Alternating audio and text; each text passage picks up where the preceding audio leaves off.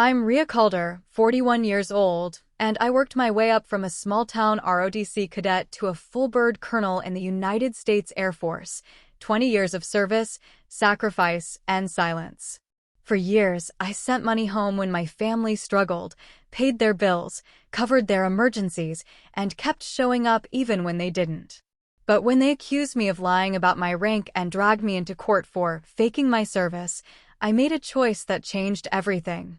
Have you ever been betrayed by the very people you sacrificed everything for? If so, tell me your story in the comments, because you're not alone. Before I get into what happened, let me know where you're tuning in from. And if you've ever had to stand up for yourself, even against your own family, hit that like button and subscribe for more real stories about setting boundaries and reclaiming your worth.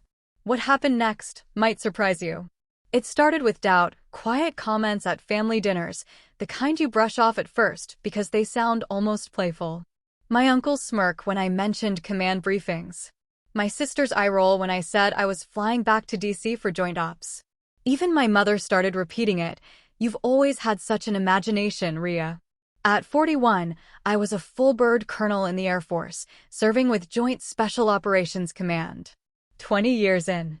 2 decades of proving myself in rooms where I was the only woman, the youngest officer, the one they underestimated until I opened my mouth.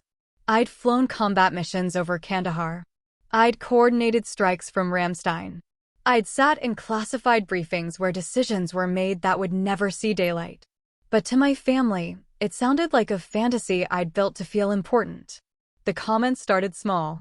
At Thanksgiving, my brother Tobin asked if I was still doing that military thing. My sister Marin laughed and said, "Ria's always been good at making things sound bigger than they are." My father, Elias, just looked at me across the table with this expression I couldn't quite read. Disappointment, maybe. Or disbelief. I tried to explain once. Tried to walk them through the structure. How ROTC led to flight school, how flight school led to my first deployment, how deployments led to commendations, how commendations opened doors to special operations. How 20 years of work, of sacrifice, of missed birthdays and holidays and weddings had built something real. My father cut me off. "Paper doesn't make a soldier, Ria." I should have heard the warning in that moment. Should have recognized the edge in his voice. But I was too busy trying to make him understand, too busy defending what shouldn't have needed defending. A week later, my mother sent a message that changed everything. "If it's true, prove it." I stared at those 4 words for a long time. Sitting in my apartment near Andrews Air Force Base, still in my flight suit from a training exercise, I read them over and over. If it's true. As if 20 years of service, of sacrifice, of sending money home when they needed it, of missing my own life to support theirs, as if all of that could be summarized and dismissed with those 4 words. I didn't respond. What was I supposed to say? Should I photograph my uniform? Send them my DD-214? Invite them to a classified briefing they'd never be cleared for? Instead, I went back to work. We had an operation ramping up, coordination with CENTCOM that required my attention. Real work. Real responsibilities. I told myself the comment would blow over, that my mother was just repeating something my father had said, that families sometimes say things they don't mean. But the comments didn't stop. They escalated. Marin posted something on social media, vague enough to maintain plausible deniability, specific enough that I knew exactly what she meant. Something about people who lie about their accomplishments and stolen valor. I saw it at 0200 between briefings, scrolling through my phone during a rare moment of downtime. The post had 37 likes, 17 comments. Most from people I'd grown up with, people who'd known me since I was a kid with braces and big dreams. I deleted the app. Tobin called a few days later. Drunk from the sound of it. Asked me point blank if I was really a colonel or just playing dress up. I hung up. He called back. I didn't answer. My father sent an email, formal, almost clinical. He wanted documentation. He wanted proof of rank, proof of deployment, proof of income. He wanted to verify the claims I'd been making. As if I'd been going around bragging instead of quietly doing my job. As if the money I'd sent them over the years, the mortgage payment when his business failed, the medical bills when mom got sick, The bail money when Tobin got his second DUI, as if all of that had come from nowhere. I forwarded the email to my attorney. Not because I thought I'd need a lawyer, but because something about the tone made my instincts flare. 20 years in the military teaches you to recognize threats, even when they come from unexpected directions. Lisa, no, Mara. Mara Voss. My attorney's name was Mara Voss, and she'd handled my will and estate planning the year before.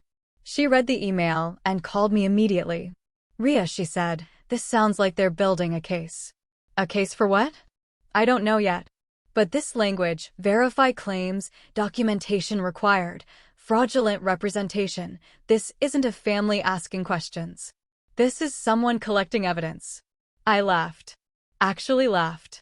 Because the idea was so absurd, so fundamentally impossible, that it couldn't be real. My family was angry, maybe. Confused, definitely. But taking me to court? Over what? Over being successful? Over having a career they didn't understand? They're just being difficult, I said. It'll pass. Mara was quiet for a moment. Then, I hope you're right. But I'm going to start a file, just in case. I should have listened to her. Should have taken the threat seriously. But I was busy. We had an operation in Syria that required coordination, and I was the liaison between JSC and AFRICOM, and there were 16-hour days and classified briefings and decisions that actually mattered. My family's doubts felt small by comparison. Petty. Beneath my attention. I was wrong. The envelope arrived on a Tuesday. Hand-delivered by a process server who waited while I signed for it. I remember standing in my doorway, still in running clothes from my morning PT, holding this thick manila envelope and feeling my stomach drop before I even opened it. Inside, a formal petition. Filed in civil court. Plaintiff, Elias Calder, on behalf of the family. Defendant, Colonel Ria Calder. Charges: fraud, misrepresentation of military status, stolen valor, fraudulent income reporting. My own family had taken me to court. I read the petition 3 times. Each time, the words became less real, more surreal. They claimed I'd fabricated my career. That I'd forged documents. That I'd stolen valor, one of the most serious accusations you can level at someone in uniform. They'd assembled evidence, questions about how someone my age could achieve my rank, doubts about my deployment stories, skepticism about my income. They'd turned my success into proof of fraud. I called Mara. She'd already heard. Apparently, the petition had been filed the day before, and she'd been trying to reach me, but I'd been in a SCF all day, phone locked away, unreachable. How bad is it? I asked. Bad, she said. They're serious. They have a lawyer. They're claiming you've defrauded them financially and damaged their reputation by association. Ria, they're asking for damages and a public acknowledgement that you misrepresented your military service. That's insane. I know. But we still have to respond. And we need to do it carefully because stolen valor accusations, even false ones, can end careers. She was right. Even the accusation could trigger an investigation. Could get me suspended pending review. Could destroy 20 years of work in a matter of weeks. I sat down on my couch, still holding the petition, and felt something shift inside me. Not anger. Not yet. Just this cold, clear understanding. My family didn't believe in me. Despite everything, despite decades of proof, they'd chosen to believe I was a liar. And now I'd have to prove them wrong in court. The courtroom was smaller than I expected. Not the grand, dramatic space you see in movies, but a modest room with fluorescent lights and uncomfortable wooden benches. I arrived early, dressed in my service uniform, not because Mara told me to, though she had, but because I needed the armor. The structure. The reminder of who I was when everything else felt uncertain. I sat at the defendant's table and watched my family file in. My father first. Elias walked with the same rigid posture he'd had since his Navy days, but there was something different now. He wouldn't look at me. Just found his seat in the plaintiff's section and stared straight ahead, jaw tight, hands folded. My mother next. Delia looked smaller somehow, diminished. She glanced my way once, just once, and I saw something like apology flash across her face before she looked away. She sat beside my father, her hands twisting in her lap. Then Marin. My sister wore a black suit that made her look like she was attending a funeral. Maybe she was. Maybe this was the death of whatever we'd once been to each other. She smirked when she saw me, leaned over to whisper something to her lawyer. They both looked at me and smiled. Tobin came in last, looking uncomfortable in a tie that was clearly borrowed.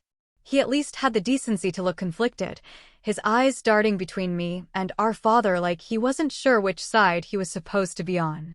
Mara arrived and sat beside me. "How are you holding up?" "I've been through worse." It was true. I'd sat in briefing rooms while mortars fell outside. I'd coordinated operations where one wrong decision meant lives lost. I'd faced down generals who thought I was too young, too female, too whatever to deserve my rank. But this was different. This was my family calling me a liar. The judge entered, the Honorable Patrice Keene, according to the nameplate. She was maybe late 50s, with steel gray hair and an expression that suggested she'd heard every lie and excuse the legal system had to offer. She settled into her chair, opened the file, and started reading without any preamble. Case number 2024, CV 8847, Elias Calder et al. Versus Colonel Ria Calder, allegations of fraud and misrepresentation of military service. She looked up.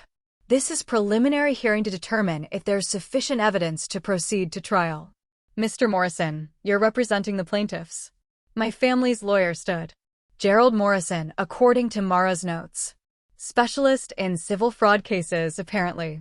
He had that practiced courtroom confidence, the kind that comes from winning cases where he probably shouldn't have. "Yes, Your Honor. We're prepared to present evidence that the defendant has systematically misrepresented her military rank and service record, defrauding her family both financially and emotionally over a period of years." Judge Keene looked at me. "And you're Colonel Calder?" I stood. "Yes, Your Honor." "You're here represented by Ms. Voss?" "Yes, Your Honor." "And you deny these allegations?" "Completely, Your Honor. Every claim they're making is false." She nodded, made a note, then turned back to Morrison. "Proceed." What followed was surreal. Morrison presented their evidence like he was prosecuting a criminal. He showed photos of me in uniform, questioning the ribbons and insignia. He presented printouts from military forums where people had discussed whether someone my age could realistically achieve the rank of colonel. He even had an expert witness, some retired Army sergeant who'd never made it past E7, who testified that my career trajectory was highly unusual. Unusual. Not impossible. Not fraudulent. Unusual. But Morrison made it sound sinister. He talked about stolen valor cases, about people who'd fabricated military careers for personal gain. He showed examples of forged documents, fake uniforms, elaborate lies. Then he'd look at me and let the implication hang there. "She's one of them." My father was called to testify. He took the stand stiffly, still not looking at me. "Mr. Calder," Morrison said, "when did you first begin to suspect your daughter was misrepresenting her military service?" "About 3 years ago," my father said. His voice was rough, like the words hurt coming out. "She said she'd made lieutenant colonel. She was only 39. I looked it up. That's young for that rank." "What did you do?" I asked her about it. She got defensive. Started talking about accelerated promotion boards and special assignments. It sounded like excuses. "Did you believe her?" A pause. Long enough that I felt it in my chest. Then, "No." Morrison nodded sympathetically. "And when she claimed to have been promoted to full colonel 2 years later, at age 41, what was your reaction?" I knew she was lying. Nobody makes colonel that young. Not in the real military. The real military. As if my 20 years of service were somehow fake because he didn't understand them. Mara cross-examined, but gently. She established that my father had never actually verified his suspicions, never contacted the Air Force, never asked to see my personnel file. He'd just decided I was lying and built his case from there. "Mr. Calder," Mara asked, "did your daughter send money to help with your mortgage in 2022? "Yes." "How much?" $40,000. "And she paid for your wife's surgery in 2023? "Yes." "How much?" $60,000. "Where did you think that money came from, if not from her military salary?" My father's jaw tightened. I don't know. Maybe she had debt. Maybe she was lying about that too. Mara sat down. There was nothing more to say. He'd already proven her point. He'd accepted my money while believing I was a fraud. The cognitive dissonance didn't bother him at all. Maren testified next. She was more composed, more calculated. She talked about how I'd always exaggerated things, how I'd been dramatic as a teenager, how she'd never quite trusted my stories about deployments and operations. Did you ever ask to see proof? Mara asked during cross-examination. No. Did you ever visit your sister at any of her duty stations? No. Did you ever attend any military ceremonies or events where her rank could have been verified? No. She never invited us. Actually, Mara said, pulling out a document, I have here 3 separate invitations your sister sent to family members for promotion ceremonies and change of command events. You received one for her promotion to lieutenant colonel in 2022. Do you remember that? Maren shifted. I might have. I was busy. Too busy to attend your sister's promotion ceremony, but not too busy to accuse her of fraud 3 years later? Objection, Morrison said. Argumentative. Sustained, Judge Keene said. But she was looking at Maren with new interest. The hearing dragged on. More testimony. More evidence that amounted to nothing but suspicion and resentment. My brother testified briefly, mostly echoing what our father had said. He looked miserable doing it, but he did it anyway. Through it all, I sat there silently. The military teaches you restraint. It teaches you to stay calm under pressure, to keep your emotions locked down, to never let them see you break. In that courtroom, that training became armor. But inside, I was breaking. Because every word they spoke was another crack in something I'd thought was unbreakable. My family. My blood. The people who were supposed to know me best. They didn't know me at all. Judge Keene finally called a recess. 3 hours of testimony, and we hadn't even gotten to my defense yet. Mara leaned over. You okay? I'm fine. You don't have to be fine. What they're doing, I said I'm fine. She nodded, backed off. She knew me well enough by now to recognize when I needed space. I stood, straightened my uniform, and walked out of the courtroom. In the hallway, I found a corner near a window and stood there, looking out at nothing. Just breathing. Just trying to hold it together for a few more hours. That's when I heard my mother's voice behind me. Ria. I didn't turn around. Ria, please. Can we talk? We're talking in court, Mom. That's where you wanted this conversation. I didn't want this. Your father, Dad, didn't file this alone. You all signed it.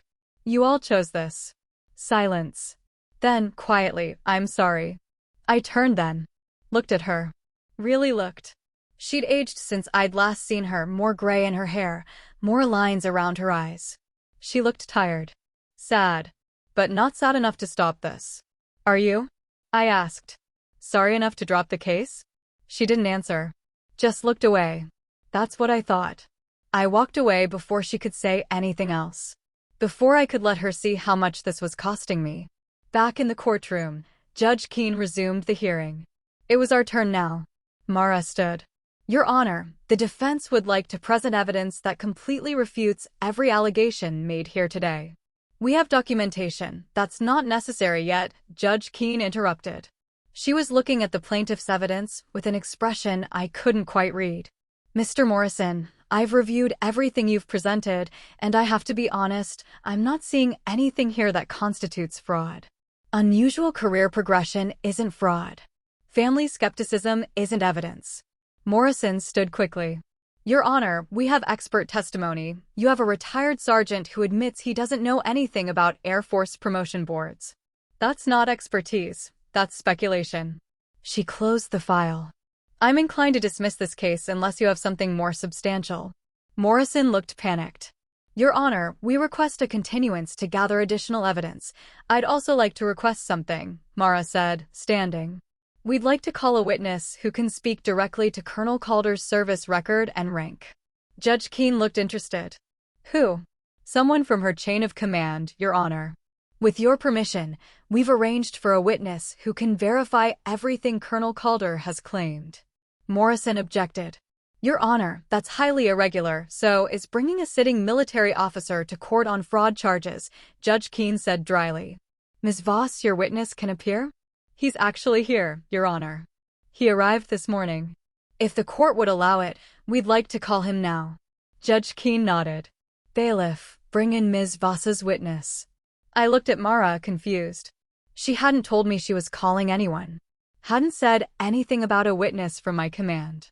I'd specifically told her I didn't want to drag anyone else into this family mess. But then the courtroom doors opened, and General Orion Cade walked in. 4 stars gleaming on his shoulders. Full dress uniform. Chest covered in ribbons that represented 3 decades of service. He moved with that particular kind of authority that comes from commanding thousands of people, from making decisions that shaped policy and operations, from being one of the most senior officers in the United States Air Force. The room went silent. My brother's jaw dropped. My sister went pale. My father straightened in his seat, old military instincts kicking in despite everything. Even Judge Keene stood. General Cade nodded to her, then to me. His expression was neutral, professional. But I saw something in his eyes, not pity, not anger, just acknowledgement. This shouldn't be happening. You shouldn't be here. But since you are, we'll end it. He took the stand, was sworn in, and sat with the same precise movements I'd seen 100 times in briefings. Mara approached. General Cade, could you state your name and rank for the record? General Orion Cade, United States Air Force. 4-star general, currently serving as commander of Air Force Special Operations Command. And how do you know Colonel Rhea Calder? Colonel Calder has served under my command for the past 7 years. She's currently assigned to Joint Special Operations Command as a senior liaison officer. Morrison stood. Objection, Your Honor. We weren't informed. Sit down, Mr. Morrison, Judge Keene said. Her voice had changed. Gone was the skeptical judge. Now she sounded almost deferential. You don't interrupt a 4-star general in her courtroom. Continue, Ms. Voss. General Cade, can you verify Colonel Calder's rank and service record? Absolutely. Colonel Calder is a commissioned officer with 20 years of active duty service. She holds the rank of 06, full colonel, earned through standard promotion boards. Her record includes multiple combat deployments, commendations for valor, and classified assignments that I cannot discuss in open court, but which are documented in sealed portions of her file. Is there any question in your mind about the legitimacy of her rank? None whatsoever. Colonel Calder has earned every achievement in her record. In fact, he paused, glanced at me, then continued. In fact, she's one of the most capable officers I've ever had the privilege of commanding. Her promotion to colonel at age 41 wasn't unusual, it was deserved. And if anything, she should have made it sooner. Mara nodded. No further questions, Your Honor. Morrison stood for cross-examination. I could see him sweating. What do you ask a 4-star general? How do you challenge someone who outranks everyone in the room? General Cade, he started, isn't it true that age 41 is young for the rank of colonel? It's younger than average, yes. It's also not unprecedented. Officers who demonstrate exceptional performance and potential can be promoted ahead of their peers. That's how a merit-based system works. But how can we be certain, Mr. Morrison, General Cade said, his voice quiet but carrying absolute authority. I have personally reviewed Colonel Calder's personnel file multiple times. I have written letters of recommendation for her promotion boards.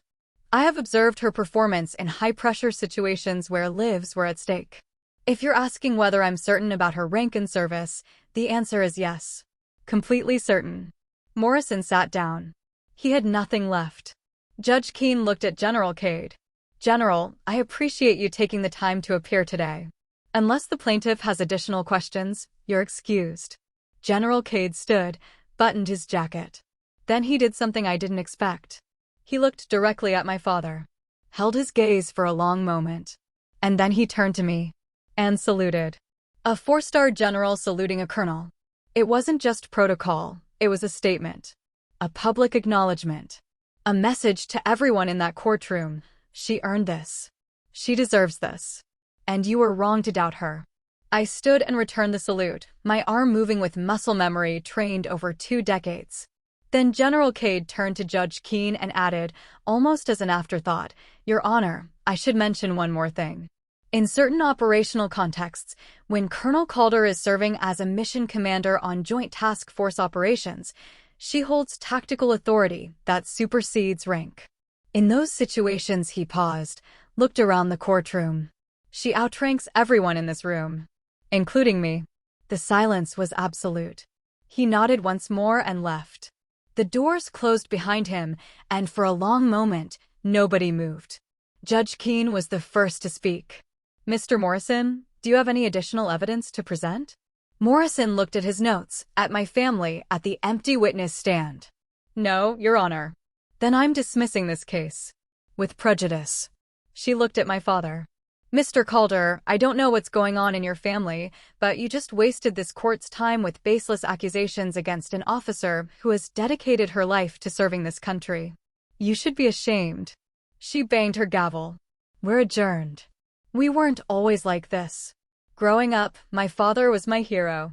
Elias Calder, Navy corpsman, Desert Storm veteran. He'd served for years, come home with commendations and stories he'd only tell when he'd had a few drinks. Stories about field hospitals and saving lives under fire and what it meant to wear the uniform. He was proud of his service. Proud in that quiet, steady way that military people often are. He never bragged, never exaggerated. Just carried himself with that particular kind of dignity that comes from knowing you did something that mattered. I wanted to be like him. When I was 8, I found his old uniform in the basement. The Navy working khakis, worn and faded. I put on the shirt, it hung past my knees, and marched around the house saluting everything. My father found me and laughed, but it wasn't a mean laugh. It was proud. "You want to serve?" he asked. I nodded. "Like you." "Good," he said. "Just remember, it's not about the uniform. It's about what you do while wearing it." I carried those words with me through high school, through college, through ROTC. When I commissioned as a second lieutenant at 23, my father was in the front row. He saluted me afterward, informal, just between us, and I saw tears in his eyes. "You did it," he said. "I'm proud of you." That was the last time I remember him saying those words. My brother Tobin joined the reserves the same year I commissioned. He'd always been competitive with me, always trying to prove he was just as good, just as capable. But military life didn't suit him the way it suited me. He struggled with the discipline, the structure, the expectations. After a year, he stopped going to drills. After 2, he was discharged for unsatisfactory participation. I was in flight school when it happened. I called him, tried to be supportive, told him there were other ways to serve. He hung up on me. Marin, my sister, never had any interest in the military. She went to community college, got her paralegal certificate, married young. She and I were never close, 6 years apart in age, different interests, different lives. But we were civil. Polite. We sent birthday cards and showed up for holidays. But something changed after Tobin's discharge. Family gatherings became tense. My father started asking pointed questions about my career, my deployments, my rank. Questions that sounded like he was looking for holes in my story rather than actually interested. I didn't understand it then. Didn't see the resentment building. I was too busy flying. Too busy deploying to Kandahar and Bagram and places I couldn't name. Too busy proving myself in a career where being a woman meant you had to be twice as good to get half the credit. My first deployment was in 2006. I was a first lieutenant, 25 years old, fresh from flight school, and absolutely certain I was ready for anything. I wasn't. Nothing prepares you for the reality of combat, the weight of it, the constant vigilance, the way fear becomes background noise you learn to ignore. I flew transport missions mostly, moving personnel and equipment between bases. Routine stuff, except nothing's routine when people are shooting at you. I came home after 6 months with a new understanding of what my father's service had meant. The sacrifices he'd made. The things he'd seen that he'd never talked about. I called him from Germany during my layover. Tried to tell him what it had been like, tried to share something real. "Everyone thinks they're special after their first deployment," he said. "Wait until you've done a few more. Then we'll talk." I thought he was joking. Looking back, I'm not sure he was. I made captain at 27, ahead of my peer group. Major at 32. Each promotion came with more responsibility, more deployments, more time away from home, and less communication with my family. I'd call and get voicemail. I'd send emails that went unanswered. I'd come home on leave and find everyone busy, schedules full, no time to meet up. The only time they seemed interested was when they needed something. In 2021, my father's landscaping business failed. Bad economy, bad decisions, bad luck. He called me for the first time in a year. Didn't ask how I was doing, didn't ask about my career. Just, we're going to lose the house. I wired $40,000 the next day. Enough to cover the mortgage and give them breathing room. It cleaned out most of my savings, but they were family. You help family. My father sent a text, received. Thanks. That was it. No follow-up, no gratitude, no acknowledgement of what that money meant to me. A year later, my mother was diagnosed with a heart condition. Surgery required. Their insurance wouldn't cover all of it. Marin called this time. Mom needs $60,000 for the surgery. Dad's too proud to ask, but we're desperate. I had just made lieutenant colonel. Had just gotten a pay raise that made me feel, for the first time in my career, like I was financially stable. I'd been planning to buy a house, start building something beyond base housing and temporary quarters. Instead, I sent $60,000 to my mother's surgeon. This time, no one even sent a text. I got promoted to full colonel in 2023. 41 years old, 20 years of service, one of the youngest full-bird colonels in special operations. It should have been one of the proudest moments of my career. I called my father to tell him. He answered on the fourth ring. Colonel, I said. I made colonel, Dad. Silence. Then, that's a high rank, Ria. Yes, it is. Seems young for that. I've been in for 20 years. It's competitive, but not impossible. That sound he made when he didn't believe something. Well, congratulations, I guess. He hung up before I could say anything else. That's when the doubt started showing up on social media. Marin's posts. Tobin's comments. Little digs about people who lie and fake heroes. Never using my name, but obvious enough that people asked me about it. I ignored it. I had work to do, a joint task force operation in East Africa, coordination with AFRICOM and EUCOM, classified briefings that required my full attention. My family's petty resentment seemed small compared to actual problems. I was wrong to dismiss it. Resentment doesn't shrink when you ignore it. It grows. The final straw came at Christmas 2023. I'd managed to get leave, flew commercial back to Virginia for 3 days. I showed up at my parents' house with gifts, with stories I could tell, with hope that maybe we could rebuild something. The house was full, Marin's family, Tobin and his girlfriend, extended relatives. Everyone talking and laughing until I walked in. The room got quiet. My father looked at me from his chair. Looked at my clothes, I wasn't in uniform, just jeans and a sweater, and said, "Surprised you had time to visit. Thought you'd be too busy being important." The tone was ugly. Everyone heard it. I stayed 2 hours. Gave out gifts. Made polite conversation. Left before dinner because I couldn't stand the way they looked at me, like I was lying just by existing. That was the last time I saw them before the lawsuit. 3 weeks later, my father's email arrived.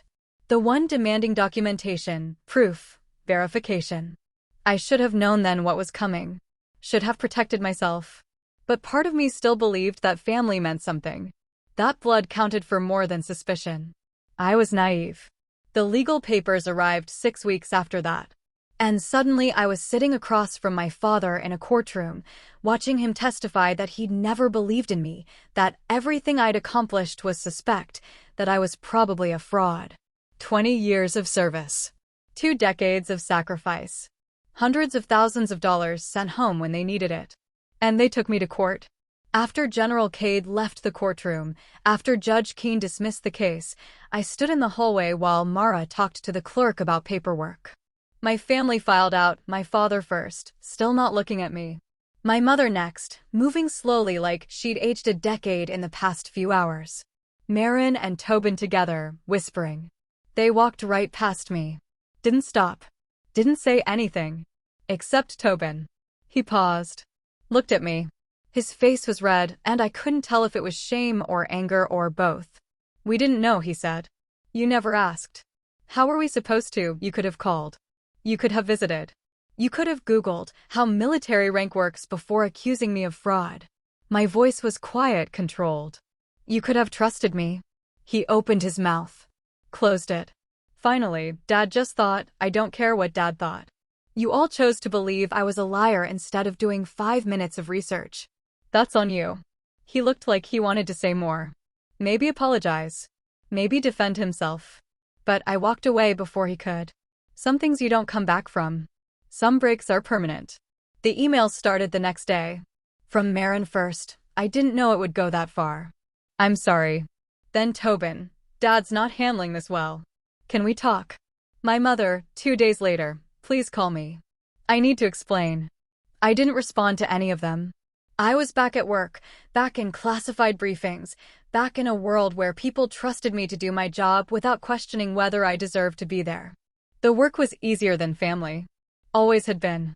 A week after the case was dismissed, I got orders for a temporary duty assignment, 3 weeks at Ramstein, coordinating with Yukum on a joint task force operation. I packed my bag and left without telling anyone where I was going. Germany was cold. Gray skies and rain that never quite stopped, just shifted from drizzle to downpour and back again. I worked 16-hour days in secure facilities, reviewed intelligence reports, coordinated with commanders across 3 services. It was exactly what I needed. Work I understood. Rules that made sense. A chain of command where rank meant something objective, something real. No one in Germany questioned whether I deserved to be there. I came back to find 17 more messages from my family. Voicemails. I came back to find 17 more messages from my family. Voicemails, texts, emails. All variations on the same theme. "We're sorry, we didn't understand, can we talk?" I deleted most of them without listening. But my mother's kept coming. One every few days. Not demanding, not defensive. Just there. Small updates about her life. Questions about mine that she didn't expect me to answer. A slow, steady persistence that reminded me why I'd loved her once. 3 weeks after I got back, she showed up at the base gate. The MP called my office. "Ma'am, there's a Delia Calder here asking to see you. Says she's your mother." I'll be right there." I walked to the gate in my uniform, still wearing my flight suit from the morning's training exercise. My mother stood on the civilian side of the checkpoint, looking small and out of place. She was holding a coffee cup from the shop down the road, like she'd been waiting for a while. When she saw me, she didn't smile.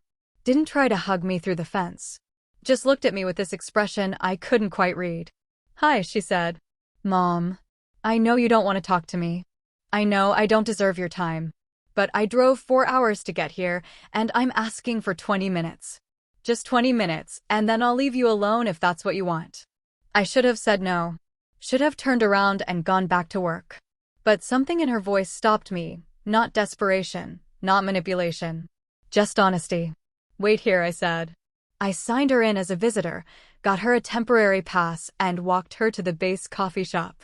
We sat outside despite the cold, at a metal table far enough from other people that we could talk without being overheard. For a long time, neither of us said anything. Finally, my mother spoke. "Your father isn't coming.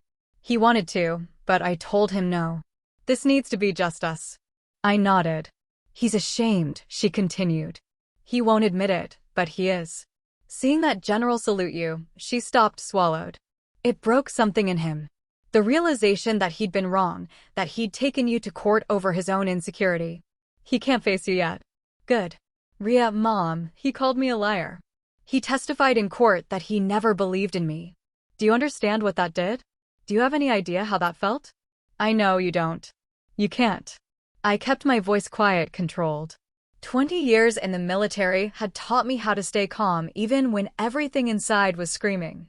"I sent you money when you needed it. I missed my own life to support yours. And the moment my success made Dad feel small, you all decided I must be lying." My mother's eyes filled with tears. "You're right. Everything you're saying is right. We were wrong. I was wrong." "Why?" The question came out harder than I intended. Why did you believe him instead of me? She was quiet for a long moment. When she spoke, her voice was barely audible. Because your father needed to believe it. And I've spent 40 years choosing him over everything else. Even when I knew he was wrong. There it was. The truth under everything. After Vietnam, he came back different, she continued. Angry. Lost. The military had given him purpose, and civilian life never measured up. He spent decades feeling like he'd failed, like his service didn't matter because he didn't rise high enough or stay long enough. And then she stopped, wiped her eyes. You became everything he'd wanted to be. And instead of being proud, he was threatened. That's not my fault. I know. None of this is your fault. You did everything right, Rhea. You built an incredible career. You helped us when we needed it. You never asked for anything in return. And we repaid you by questioning everything you are. I looked away, focusing on a group of airmen walking past. Young kids, maybe 20 years old, laughing about something. They saluted me reflexively when they saw my rank. I returned it automatically. I don't know if I can forgive this, I said quietly. I'm not asking you to. Not yet. Maybe not ever. My mother reached across the table, but stopped short of touching my hand. I'm just asking if you can let me try to make it right. Even if it takes years. Even if it never works. Why should I? Because I'm your mother. And because I love you. And because I'm finally choosing you over him. I looked at her then. Really looked. She'd lost weight. Her hair was grayer than I remembered. She looked tired in a way that went deeper than physical exhaustion. Are you leaving him? I don't know. Maybe. He won't go to counseling. Won't acknowledge what he did was wrong. Just sits in his chair watching TV and drinking beer like nothing happened. She shook her head. I can't live like that anymore. Can't pretend this is normal. We sat in silence for a while longer. The coffee in her cup had gone cold, but she kept holding it like she needed something to do with her hands. I'm not ready to forgive you, I finally said. And I don't know when I will be. But I'll answer your calls. We can talk. Small steps. My mother nodded, tears streaming down her face now. Thank you. That's more than I deserve. Probably. She smiled despite the tears. You get that honesty from your father, you know. He used to be like you, straightforward, no nonsense. Before everything else got in the way. I'm nothing like him. You're more like him than you think. Just the good parts. The parts he lost somewhere along the way. I stood. I need to get back to work. Okay. She stood too, gathered her things. Can I hug you? I hesitated. Then nodded. The hug was brief, awkward. We weren't there yet. Maybe we never would be. But it was something. As she walked back toward the gate, she turned. Rhea? That general. When he saluted you. I've never been more proud of you than I was in that moment. You should have been proud before that. I know. I was. I just forgot how to show it. She left. I went back to work. And for the first time since the lawsuit started, I felt something other than anger or hurt. Not forgiveness. Not yet. But maybe, eventually, something like understanding. 2 months later, my mother called. She'd moved out. Found an apartment near my sister's place. My father was still in the house, still refusing to acknowledge what he'd done. I'm done waiting for him to change, she said. I'm choosing me now. And you. If you'll let me. We started meeting for coffee once a month. Brief meetings, awkward at first. But slowly, carefully, we built something new. Not what we'd had before, that was gone, burned down in a courtroom. But something different. Something more honest. She never made excuses for what they'd done. Never asked me to forgive my father. Just showed up, consistently, and let her actions speak louder than words. Maren tried reaching out too. Long emails full of apologies and explanations. How Dad had convinced her I was lying. How she'd believed him because she wanted to believe him. How seeing General Cade had made her realize how wrong they'd all been. I responded once, I appreciate the apology. I'm not ready to rebuild yet. Maybe someday. She didn't push. Just sent a message every few months letting me know she was thinking of me. Baby steps toward something that might eventually become a relationship again. Tobin was harder. He'd been the catalyst in many ways, his jealousy, his resentment, his constant need to compete. He sent one apology text. I fucked up. I'm sorry. I never responded. My father never reached out at all. Through it all, I kept working, kept flying, kept doing the job I'd spent 20 years building toward. The military didn't care about my family drama. Operations continued. Briefings happened. The world kept turning, and I kept turning with it. Some nights I'd sit in my apartment near base and think about the courtroom. About General Cade walking in. About my father's face when he realized I'd been telling the truth all along. I didn't feel vindicated. Just tired. Tired of proving myself. Tired of defending my existence. Tired of being questioned by people who should have known better. But I also felt something else. Something harder to name. A kind of clarity. A stripping away of illusions. My family wasn't who I thought they were. And maybe I wasn't who they thought I was either. We'd all been living with these ideas of each other that didn't match reality. The lawsuit had burned all that away. Left us with the truth. We were strangers who happened to share blood. And maybe that was okay. Maybe some relationships aren't meant to survive. Maybe some breaks are necessary, even if they hurt. I didn't need my father's approval to be a colonel. I didn't need my siblings' belief to validate my career. I'd done this myself, earned every rank through work and sacrifice and dedication. The uniform on my back was real. The ribbons on my chest were earned. The respect I commanded wasn't given, it was built, one decision at a time, over 2 decades of service. They could doubt me all they wanted. It didn't change the truth.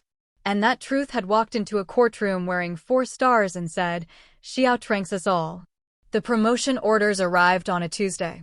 I was in my office at Joint Base Andrews, reviewing intelligence reports for an upcoming operation, when my aide knocked. "Ma'am, you have a classified message from AFPC. Air Force Personnel Center." That could mean a lot of things: new assignment, transfer orders, administrative updates. I logged into the secure terminal and opened the message. Then read it again to make sure I wasn't misreading. "Ma'am?" My aide was still standing in the doorway. "Everything okay?" "I've been selected for promotion to Brigadier General." He grinned. "That's outstanding, ma'am. Congratulations." "Thank you, Captain." After he left, I sat there staring at the screen. Brigadier General. Oh, 7. 1 star. The rank my father had said was impossible for someone like me to reach. The notification included a timeline: promotion ceremony in 6 weeks, reassignment to Air Force Special Operations Command Headquarters, new responsibilities that would expand my operational scope significantly. I should have been excited. This was what I'd worked toward for 20 years. The recognition of everything I'd sacrificed and achieved. Instead, I felt hollow. I wanted to call someone. Share the news. Celebrate. But who? My mother would be proud, but the relationship was still fragile, still being rebuilt. My siblings, no. My father, definitely not. My friends were scattered across the globe, deployed or stationed at other bases. My boyfriend had broken up with me 2 years ago because I was married to the military. I hadn't dated since. I'd given everything to this career. And now, reaching one of its highest achievements, I had no one to share it with. The irony wasn't lost on me. I closed the message and went back to work. There were reports to review, operations to coordinate, real problems that needed solving. The promotion would be official in 6 weeks. Until then, nothing changed. Except everything had changed. I was going to be a general. That night, alone in my apartment, I stood in front of the mirror in my dress uniform. Full ribbons, current rank insignia, the weight of 2 decades visible in every detail. I tried to imagine what 1 star would look like on my shoulder. Tried to picture myself as Brigadier General Calder. It felt surreal. Like someone else's life. I thought about the courtroom. About my father testifying that I'd lied about my rank. About General Cade walking in and proving him wrong. If my father had doubted Colonel, what would he think of General? Probably nothing. He'd probably convince himself it was still somehow fake. Some people would rather believe a comfortable lie than an uncomfortable truth. I didn't tell my family about the promotion. Didn't call my mother or send emails to my siblings. Just filed the information away and kept moving forward. 3 weeks before the ceremony, General Cade called me into his office. "Congratulations on your selection," he said. Well deserved. Thank you, sir. I wanted to talk to you about something. He gestured for me to sit. The promotion ceremony.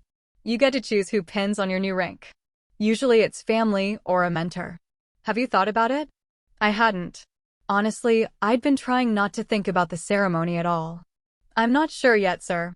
He nodded. Given everything that happened with your family, I wanted you to know if you need someone, I'd be honored to do it. No pressure. Just an offer. Something in my chest tightened. General Cade had walked into that courtroom without being asked. Had defended me when my own family wouldn't. Had saluted me in front of people who'd called me a liar. And now he was offering this. Sir, thank you. I'd like that. If you're sure. I'm sure. He smiled slightly.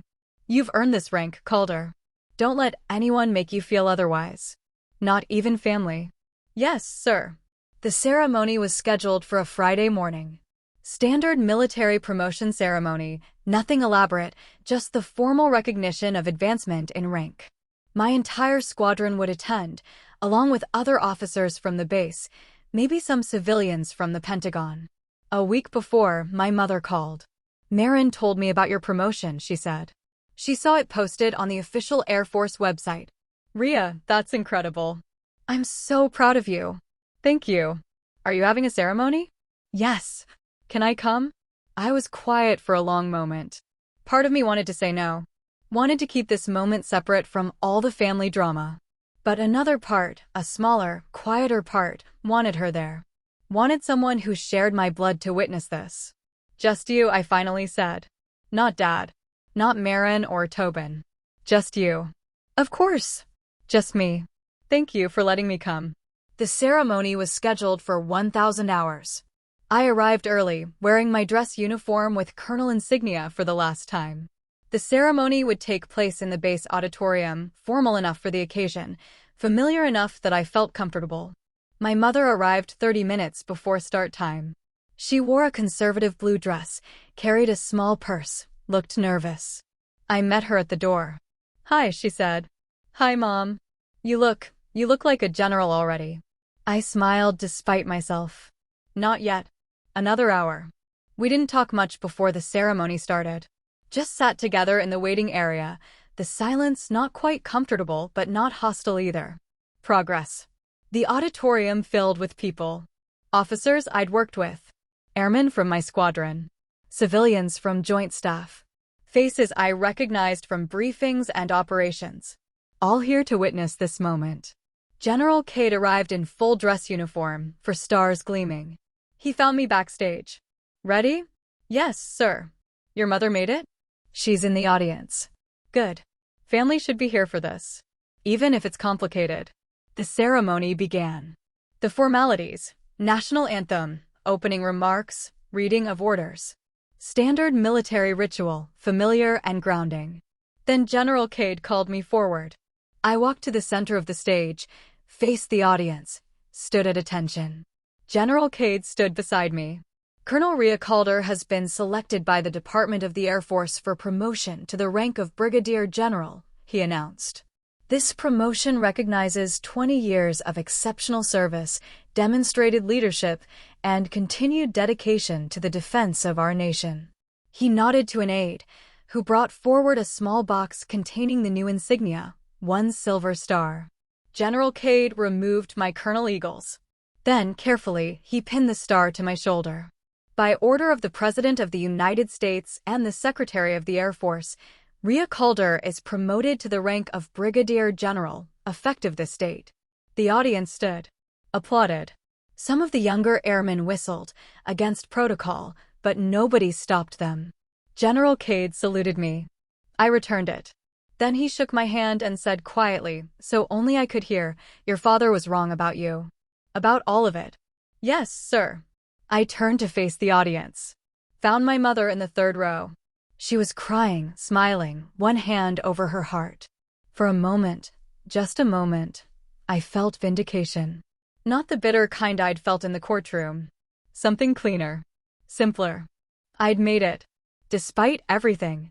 Despite the doubt and the lawsuit and the family that didn't believe in me. I'd done exactly what I set out to do. I was a general. The ceremony concluded with more formalities. Photos. Congratulations from other officers. A reception in the adjacent room with cake and punch and awkward small talk. My mother approached carefully, like she wasn't sure if she was allowed to be proud. "Rhea," she said. "General Calder." "That sounds right." "It's still strange to hear. Can I hug you?" This time, I didn't hesitate. The hug was longer than the last one. Still not perfect. Still carrying the weight of everything that had happened. But healing. Slowly. "I wish your father could see this," she whispered. "He made his choice." "I know. But still. You deserve to have him here. To see him be proud." "I don't need his pride anymore, Mom. I stopped needing it the day he took me to court." She pulled back, looked at me. "You're stronger than I ever was." I had to be. We stood together for a while, watching officers come and go, listening to conversations about operations and deployments and the work ahead. Finally, my mother said, "What happens now? Where do they send you?" "I'll be here another month for transition. Then I'm moving to AFSOC headquarters in Florida.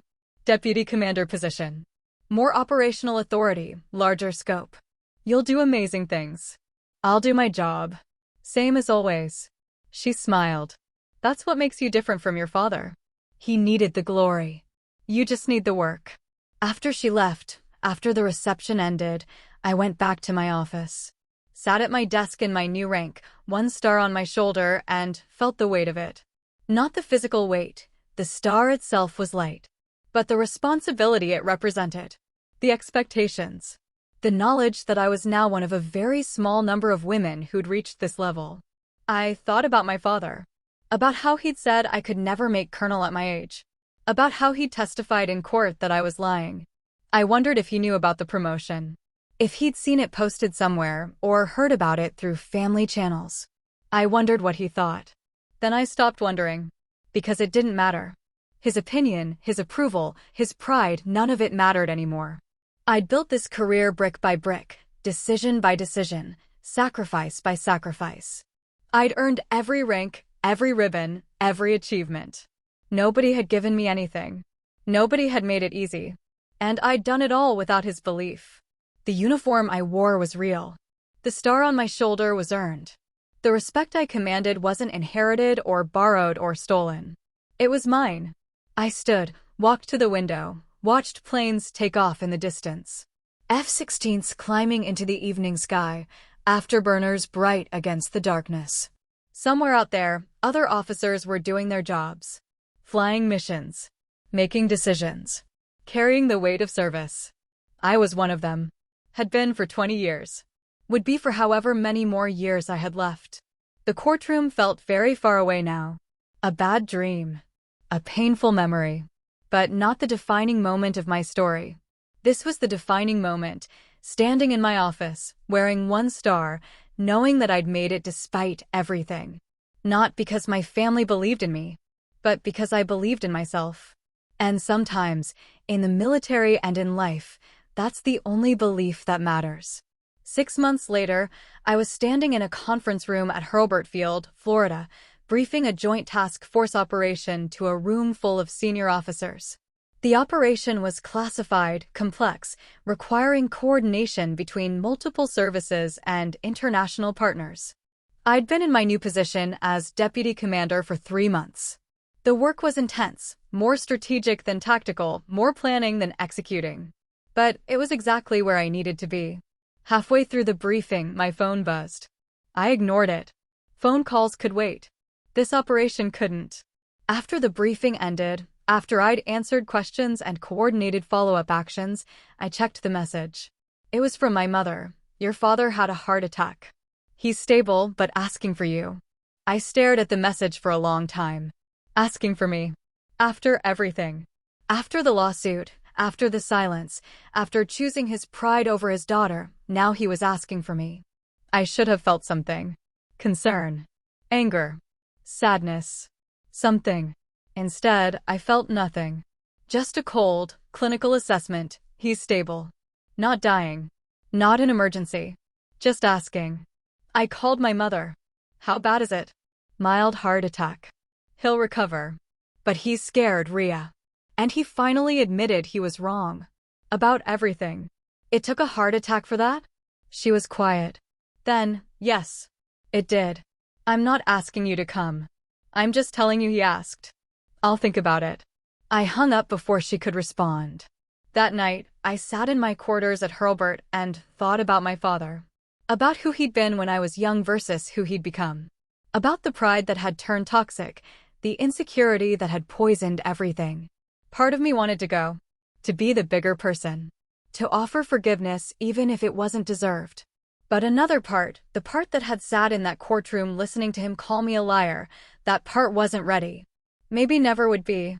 I drafted a message to my mother. Tell him I'm glad he's recovering. Tell him I hope he uses this time to think about why it took a heart attack to admit the truth. Tell him I'm not ready to see him yet. Maybe someday. Maybe not. But I wish him well. I sent it before I could second-guess myself. My mother responded an hour later. I told him. He cried. He said he understands. I didn't respond. 3 days later, a package arrived at my office. No return address, but I recognized my father's handwriting on the label.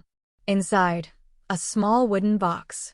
His Navy Corpsman insignia from Desert Storm. His service ribbons. A photo of him in uniform from 30 years ago. And a letter. I almost didn't read it. Almost threw it away without opening it. But in the end, I did. Ria, I don't know if you'll read this. I don't know if you'll ever forgive me. I don't deserve your forgiveness. Lying in that hospital bed, thinking I might die, I had a lot of time to think about my life. About what I'd built and what I'd destroyed. About the pride I held onto instead of the daughter I should have celebrated. You were everything I wanted to be. Everything I failed to become. And instead of being proud, I was jealous. Instead of supporting you, I tore you down. I told myself I was protecting you. That you were lying, that you couldn't really be as successful as you claimed. Because if you were telling the truth, it meant I'd wasted my potential. It meant I'd failed. So I made you the liar instead of facing my own failures. The general who walked into that courtroom, when he saluted you, I realized something. You hadn't just succeeded. You'd become extraordinary. And I'd spent years trying to diminish that because I couldn't handle my own inadequacy. I'm sorry. I know those words don't fix anything. Don't undo the hurt. Don't make up for the lawsuit or the doubt or the years of belittling your achievements. But I'm sorry. And I'm proud of you. And I was wrong. I hope someday you can forgive me. But if you can't, I understand. Your father, I read the letter 3 times. Then put it back in the box with his insignia and ribbons. It was a good apology. Honest. Self-aware. Everything I'd wanted to hear 2 years ago. But it was too late. Some wounds heal. Some don't. Some apologies come after the damage is already done, after the relationship is already dead, after forgiveness becomes impossible not because you won't give it, but because there's nothing left to forgive. My father and I were done. Not because I hadn't forgiven him, but because I'd moved past needing to. I'd built a life without his approval. Built a career without his belief. Become a general without his support. And in doing so, I'd realized something. His opinion had never mattered as much as I thought it did. What mattered was the work. The mission. The people who depended on me to make good decisions under pressure. What mattered was the uniform I wore and the oath I'd taken and the 2 decades I'd spent earning my place. My father's doubt couldn't diminish that. His apology couldn't enhance it. I was General Ria Calder. I'd earned that title. I'd paid for it with sacrifice and dedication and 20 years of my life. And that truth stood on its own, regardless of who believed it. I put the box in my desk drawer. Didn't throw it away, but didn't display it either. Just filed it away like old paperwork, acknowledged but not significant. Then I went back to work. There was an operation launching in 48 hours. A joint task force mission that required my sign-off. Real work. Real consequences. The kind of work that made everything else feel small by comparison. Because that's what military service teaches you. There's always another mission. Always another problem to solve. Always work that matters more than personal drama. You keep moving forward. You keep doing the job. You keep earning your rank every single day. And somewhere along the way, the people who doubted you become background noise. Irrelevant. 2 years after my promotion to Brigadier General, I was back in Virginia for a conference at the Pentagon. Routine trip, briefings, coordination meetings, the usual Washington bureaucracy. I had a free evening, so I drove out to my mother's apartment. We'd maintained regular contact, phone calls every few weeks, visits when I was in the area. The relationship wasn't what it had been before the lawsuit, but it was something. Something honest, at least. She'd made dinner. Nothing fancy, just pasta and salad. We ate and talked about surface things, her new job, my work that I couldn't discuss in detail, plans for the holidays. After dinner, she poured coffee and said, "Your father's getting remarried." I paused mid-sip. What? Married a woman he met at the VA, younger. Nice, from what Marin says. They're having a small ceremony next month. Good for him. He asked if I thought you'd come. I set down my coffee. What did you tell him?